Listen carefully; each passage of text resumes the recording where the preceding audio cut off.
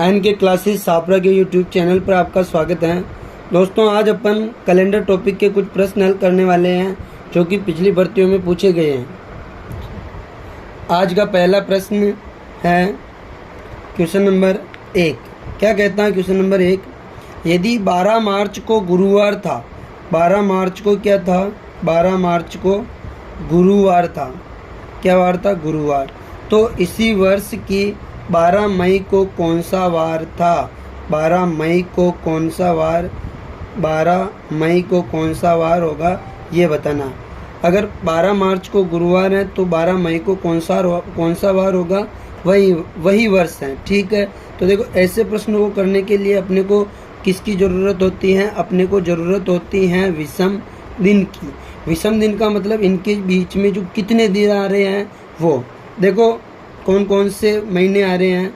मार्च, अप्रैल और मई। ठीक है। देखो, मार्च के ये जो 12 दिन है ना, या 12वां दिन भी काउंट नहीं होगा। देखो, जनवरी, फरवरी, मार्च 31 दिन का होता है।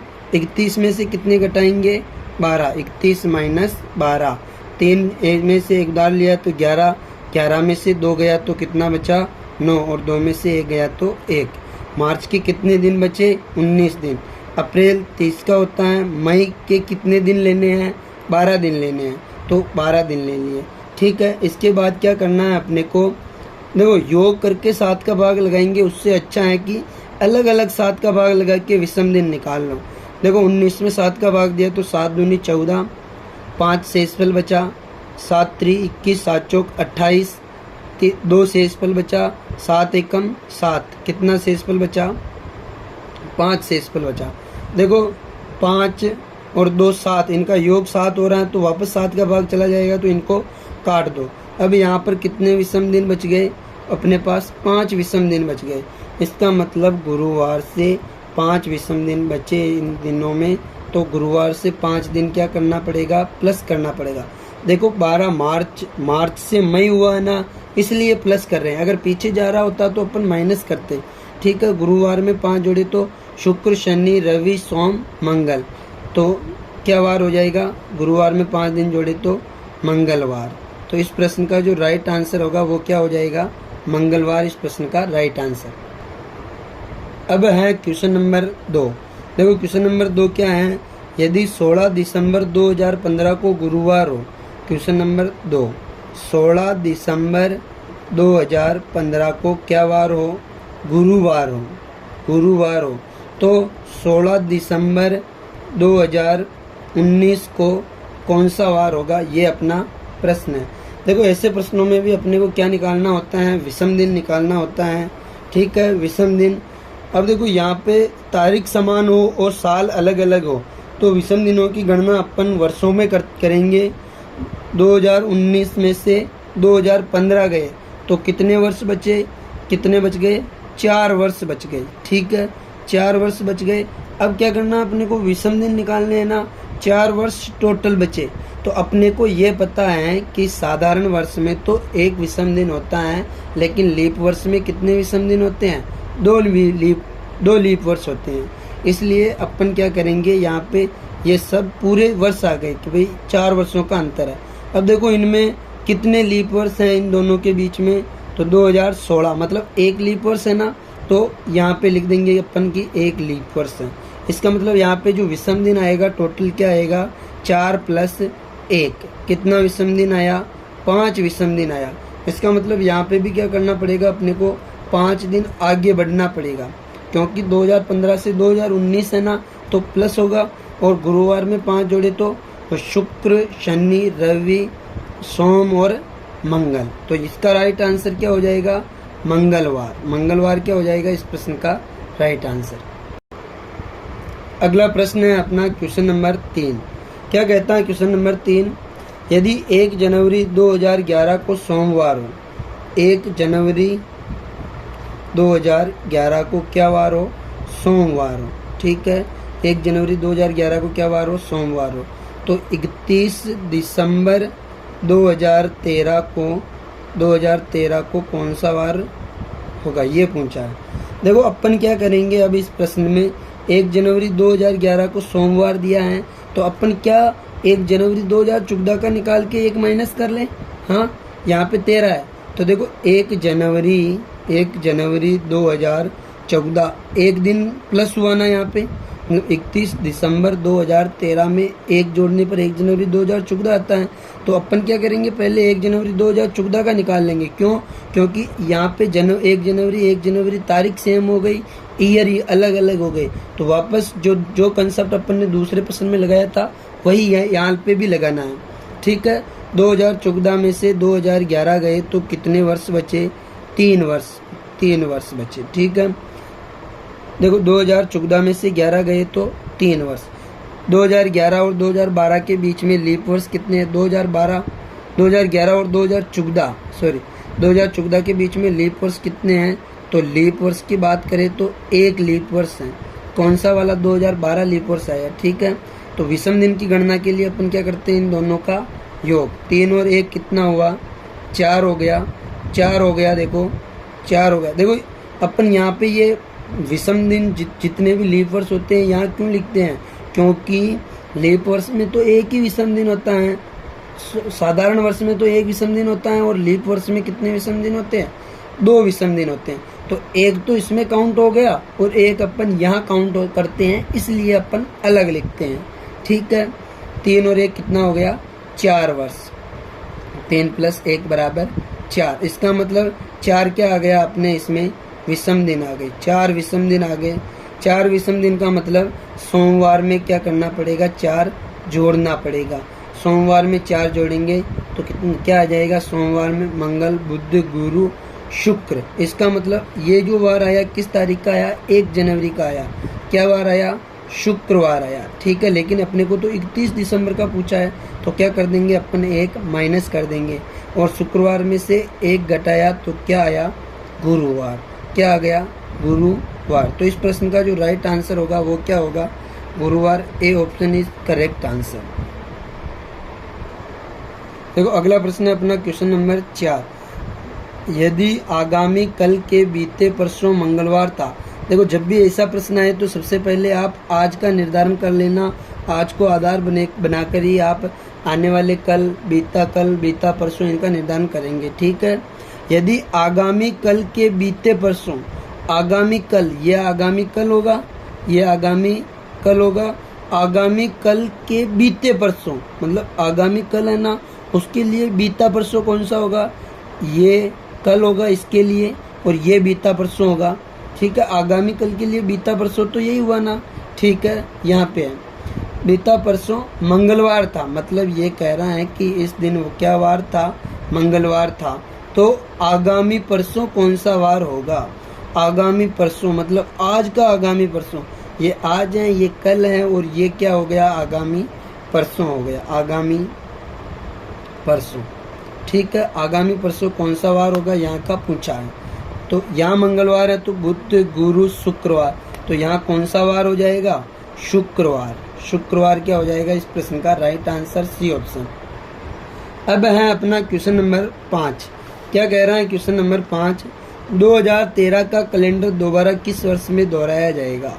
प्रश्न का कहने का मतलब है कि जो 2013 का जो कैलेंडर है वो वापस किस वर्ष काम में लिया जा सकता है, ऐसा पूछा है। ठीक है, तो देखो जब भी ऐसे प्रश्नों को करोगे आप, तो ऐसे प्रश्नों को करने के लिए आप क्या करोगे?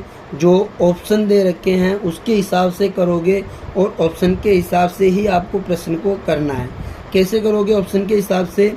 तो आप क्या करें, अपन क्या करेंगे, ये वाला वर्ष और ऑप्शन का जो वर्ष होगा उसके बीच का अपन क्या करेंगे? विषम दिन निकाल लेंगे। ठीक है, अपन क्या करेंगे? इनका विषम दिन निकाल लेंगे। अभी देखो 2013 है, कैसा वर्ष है? साधारण वर्ष। इसका मतलब जिस कैलेंडर वर्ष में वापस रिपीट होगा ये, वो भी क्या होगा? साधारण वर्ष ही होगा। तो देखो जो लीप वर्ष है उसको पहले ही काट दो। देखो ये वाला ऑप्शन आंसर हो ही नहीं सकता। 2018 से चेक करो, 2013 और 2018 अंतर कितना आया इन दोनों का? तो अंतर आया 5 वर्ष। ठीक है, 5 वर्ष अंतर आया। विषम दिन निकालने के लिए अपन क्या करते हैं? इन दोनों के बीच में जितने लीप वर्ष आ रहे होंगे उनको जोड़ते हैं। दोनों के बीच में कितने लीप वर्ष हैं? केवल 1 लीप वर्ष है। 5 और 1 कितना हुआ? 6। इसका मतलब 6 क्या आ गए? विषम दिन आ गए। 6 विषम दिन नहीं चाहिए अपने को, तो ऐसा लाना है जहाँ 0 विषम दिन हो। ठीक है, ये वाला आंसर है ही नहीं। 2019 से चेक करेंगे तो 2019 और 2013, 2019 और 2013 में कितना अंतर है, तो 6 वर्ष का अंतर है। कितने वर्ष का अंतर है, 6 वर्ष का अंतर है। और इन दोनों के बीच लीप वर्ष कितने हैं, तो 2016, केवल एक ही लीप वर्ष है, तो एक लीप वर्ष, 6 और 1 कितना हुआ, 7, 7 में 7 का भाग देने पर कितना शेषफल बचा, 0।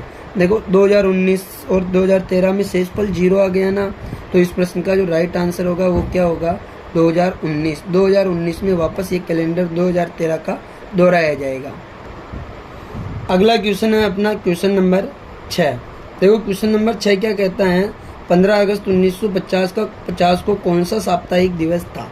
ठीक है, अपने को बताना है 15 अगस्त 1950, जब 15 अगस्त 1950 था तो उस दिन कौन सा वार था ये बताना है। ठीक है, देखो 15 अगस्त 1950 इस प्रकार के प्रश्नों को करने के लिए अपने को क्या पता होना चाहिए, सबसे पहले ये देख लो। देखो जो 100 वर्ष हैं, 100 वर्षों में कितने विषम दिन होते हैं, 100 वर्षों में विषम दिनों की संख्या होती है 5, और 200 वर्षों में विषम दिनों की संख्या होती है 3, और 300 वर्षों में जो विषम दिन होते हैं वो होते हैं 1, और लगातार जो 400 वर्ष हैं उनमें अगर विषम दिनों की बात करें तो 400 वर्षों में विषम दिन कितने होंगे, 0। ठीक है, जो भी शताब्दी वर्ष हैं, शताब्दी वर्ष में जो ऐसे वर्ष जिनमें 400 का भाग जाता हो वो लीप वर्ष होंगे, बाकी सब शताब्दी वर्ष कैसे वर्ष होंगे, साधारण वर्ष। ठीक है, अब देखो लगातार जो 100 वर्ष हैं, 100 वर्ष हैं तो 5 लीप वर्ष होंगे, 5 मतलब साधारण 5 विषम दिन होंगे, 200 वर्षों में 3 विषम दिन, 300 वर्षों में 1 विषम दिन। ठीक है, अब यहाँ की बात करें कि 15 अगस्त 1947 को कौन सा वार था, तो 15 अगस्त 1947 को कौन सा वार था ये पूछे। देखो 15 अगस्त 1947 नहीं 1950 है। ठीक है, 15 अगस्त 1950, तो क्या करेंगे, देखो यहाँ पे 1949 वर्ष पूरे होंगे ना, तो अब अपन क्या करेंगे, इन दोनों को अलग अलग लिख देंगे। कैसे, 1900 प्लस 49। ठीक है, विषम दिन चाहिए अपने को तो कुछ भी करके। ठीक है, 1900 में 400 का भाग लगाने पर कितना शेषफल बचा, 300, और 300 वर्षों में कितने विषम दिन होते हैं, 300 वर्षों में विषम दिन होते हैं, यहाँ पे बताया अभी 1 विषम दिन। इसका मतलब यहाँ पे कितना विषम दिन आ गया, 1 विषम दिन। ठीक है, अब ये जो 49 वर्ष हैं इनका देखेंगे, 49 वर्ष, 49 वर्षों में देखो इसमें कितने लीप वर्ष आएंगे, तो 4 का भाग देखेंगे अपन। 49 में जब 4 का भाग लगाते हैं तो 4 एकम 4 और 4 दूनी 8, इसका मतलब 12 लीप वर्ष होंगे। कितने लीप वर्ष होंगे, 12 क्या हो गए, लीप वर्ष। 49 टोटल वर्ष हैं, 12 लीप वर्ष हैं। विषम दिन निकालने के लिए अपन क्या करते हैं, दोनों का योग, तो 49 प्लस 12, 49 प्लस 12 कितना हुआ, 9 और 10 11 का 1 हासिल का 1 4 1 5 1 6 61। विषम दिन निकालने हैं तो 7 का भाग देंगे। ठीक है, 61 में 7 का भाग दिया तो कितना, 7 7 49, 7 8 56, 4 और 1 5, इसका मतलब कितना विषम दिन बचा यहाँ पे, 5 विषम दिन बचा। ठीक है, ये तो हो गया 1949 तक का मामला। जैसे ही अपन 1950 के अंदर गए तो 1950 में जनवरी आएगा, फरवरी आएगा, मार्च आएगा, अप्रैल आएगा, मई आएगा, जून आएगा, जुलाई आएगा, जुलाई के बाद अगस्त आएगा। ठीक है, देखो 1950 है तो जनवरी 31 की होती है, 1950 साधारण वर्ष है तो फरवरी कितने की होगी, फरवरी 28 की होगी। कितने की होगी, 28 की। ठीक है, मार्च 31 का, अप्रैल 30 का, मई 31 का, जून 30 का, जुलाई 31 का, और अगस्त के कितने दिन लेने हैं, 15 दिन लेने हैं। इसका मतलब अगस्त के 15 दिन। अब क्या करोगे आप, यहाँ से अपने को विषम दिन निकालने हैं तो प्रत्येक में 7 का भाग दो। देखो इनको जोड़ के भी कर सकते हैं, लेकिन आपको जोड़ के नहीं करना है, अलग अलग 7 का भाग लगाना है सभी में और फिर करना है। देखो अलग अलग जब अपन 7 का भाग लगाएंगे इनमें, तो यहाँ पे देखो 7 चौक 7 दूनी 14, 7 या 21, 7 चौक 28, 3 शेषफल बचा, यहाँ 0 शेषफल बचेगा, 3 बचेगा, 2 बचेगा, 3 बचेगा, 2 बचेगा और यहाँ पे कितना बचेगा 3, 7 दूनी 14, 1 शेषफल बचेगा। अब क्या करोगे, जिनका योग 7 हो रहा हो उनको काट दो। 7 क्यों? क्योंकि विषम दिन 7 पे ख़त्म होते हैं। 7 का भाग जिसमें चला जाए वहाँ 0 विषम दिन हो जाता है। ठीक है, तो देखो 7 का योग, किन किन का योग 7 हो रहा है, देखो 3 और 3 6 और 1 7, 2 और 2 4 और 3 7। यहाँ पे कितने विषम दिन बच गए? 3 विषम दिन बच गए।